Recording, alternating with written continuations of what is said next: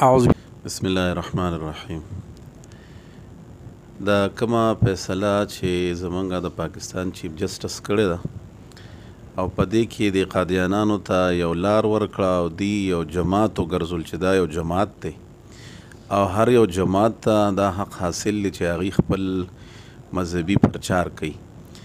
نو دا فیصله د دې چیف جسټس د پاکستان د آئین نه قانون نه بالکل خلاف ده، شریعت نه خدا خلاف، ځکه چې دا یو جماعت نه دی او نه د دې مذهبي شناخت شته نه مذهبي تشخص ته. نو اول د هغوی ځان له خپل مذهبي شناخت او تشخص پیدا کړي نو بیا به مذهبي یو جماعت به دي وګرځي، یو فرقه به وګرځي. لہذا زمونږ د علماو د مشرانو د احتجاج باید جاري وي او تر څو چې د چیف جسټس دا فیصله اغشتني په دې زمونږ نوجوانانو د سکول او د کالج او زمونږ رونو او علماو ډېرې وینې توی کړي دي او دا قانون جوړ شوی دی.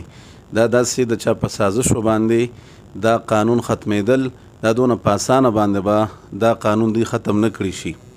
سوچ د علما جمع دی وي د چا په زړه کې چې عشق د نبی علیه السلام موجود وي او د نبی علیه السلام عاشق وي نو هغه د ناموس رسالت دپاره هغه د خپل تن من دن قربانۍ ته تیار دی.